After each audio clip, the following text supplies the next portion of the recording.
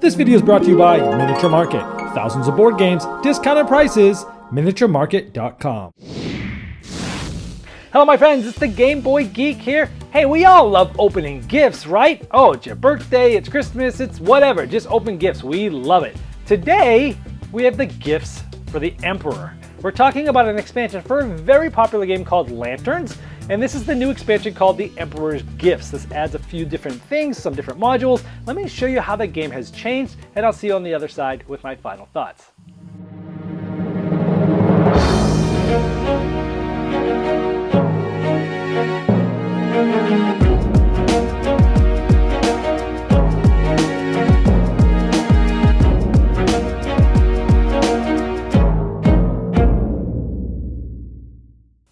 Now there are some changes to the setup here. You take the original starting tile with the boat out of here and you replace it with this tile here, which basically has slightly different colors, but you also place the yellow Emperor's token there. You'll also add some new dedication tokens to the blue and green piles.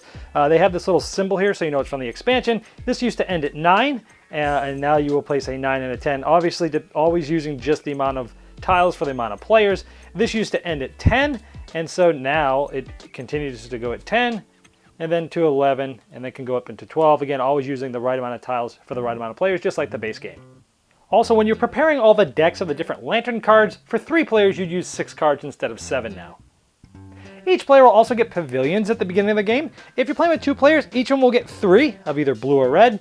If you're playing with more than 3 players, each player will take 2 of the color of their choice. Now there are 5 new mechanisms that are introduced to the game through Emperor cards. Now at the beginning of the game you're going to shuffle these and randomly have 2 of them each game, so each game will feel quite different. We'll go over what these do later. So let's talk about these pavilions. When you place a tile, let's say we're sitting on this side of the table, we place this. We match purple, so we'd get a purple lantern card like normal. Everyone else would get lantern cards as normal. But if you match one that's a pavilion, you get one of these gift tokens to keep. We'll tell you what these do later. Now, when you place a tile, you can place a pavilion on top of it, but you cannot do it if it's adjacent to another one, meaning up, down, left, or right. You can if it's diagonal, but since there's already one right there, I could not have placed that one. But let's say it was a little bit later, and a player places a tile here. Well, first of all, they're going to get a red for a match, a green for a match, and they'll get whatever color they're sitting on like normal, but they could place a pavilion on the tile that they've just placed. You can only place it immediately, and only if it's not adjacent to another pavilion. Diagonal's fine, and also you can never put them on top of ones that have platforms like this.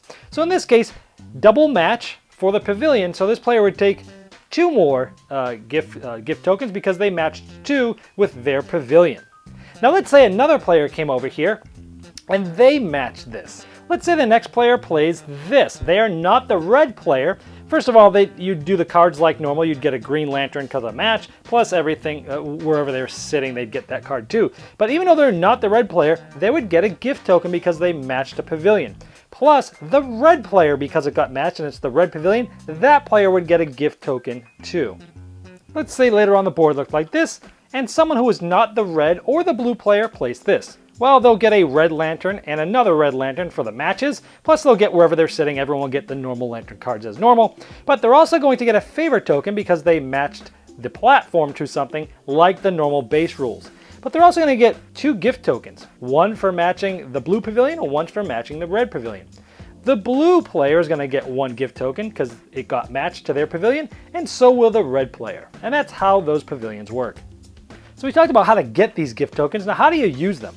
Well, I mentioned at the beginning that there's 5 of these cards, only 2 of them are used each game, but we're going to go over all of them. So on the time when the card says, so this is instead of doing a dedication like normal, you can spend 2 of these gift tokens to trade in 5 unique, a full house, or 5 of a kind of lantern cards to get the top score. And these are scored like normal. They start high, and again, depending on the amount of players, certain ones would be there, and they go down like normal. They start with 9, and they go down as low as 5. Now another one is rotated tile, and before placing a tile, you can spend 2 gift tokens to rotate any tile and do it like that. Then you can place a tile like normal. Now when doing this, rotating it, it doesn't affect the lantern cards and bonuses received on previous turns, but it only affects this turn and future turns. Plus the tile that you rotate can have a platform, or you could have rotated this one even though it has a pavilion on it. With Favorite to Honor, at the beginning of your turn, you can pay 2 gift tokens to then exchange either 1 Favorite token for a 1 honor, or you can use 2 for a 2 honor. And so this is basically just points at the end of the game. Now, if this card's being used, you spend 2 gift tokens instead of exchanging like normal.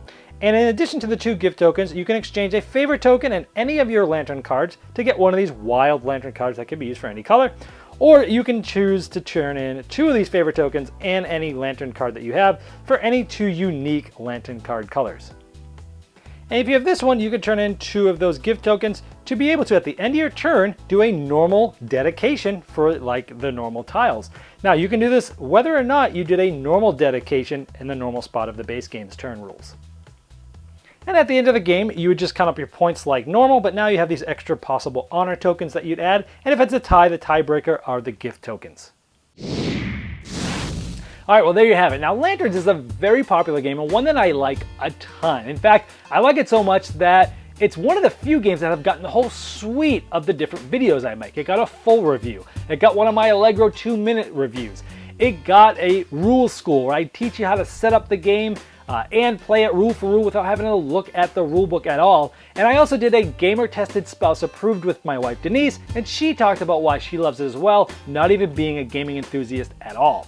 So this is a very popular game in my house, and I have played it a lot, probably more than most of the games in my collection, and I love introducing this game to new people. The base game itself is one of those great games that you can teach it very easily to people that don't play games, and yet you can play it very casually with just chatting away and just making your turns, or you can play it very cerebrally and slow and really studying what the other players have and what you want to keep from them, what are they going for, and you can play it at all different gamuts. I love that about the game.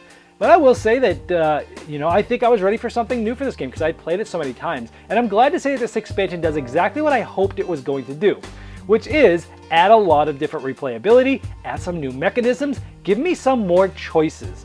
And this did that, and I love it. I love how every game is different. Those 5 different Emperor cards, hey, only 2 of them are going to come out each game, so every game will have some different choices to make, and I like how it's the right amount. It's not too little, it's not too much to think about, and each of them you're only learning, one new quick little mechanism each game, so you could actually introduce this to somebody, even if they've only played Lanterns, I'd say once or twice. If you're a game enthusiast, you might even be able to you'd probably just put this in right away.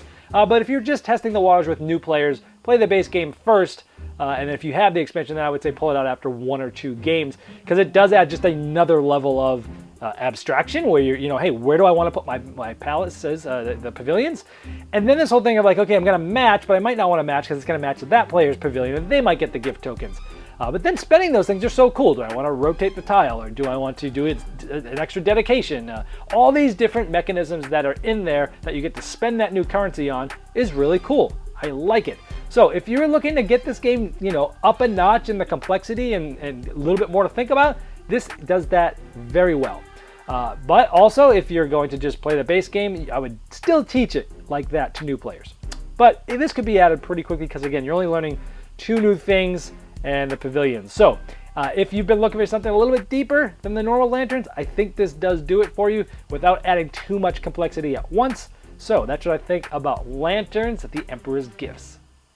This video was sponsored by Miniature Market's Review Corner. The Review Corner features podcasts, video, and written game reviews by gamers for gamers. Miniature Market, the online gaming superstore. Thousands of board games, discounted prices. Check them out at miniaturemarket.com. I'd like to thank each and every one of you for backing me on Kickstarter, making this season become a reality. I'd like to especially thank those here that have backed me at the credit level. Now, these video reviews are also available by audio on our podcast. It's the intros and the final thoughts on GameBoyGeek.com. Click podcast.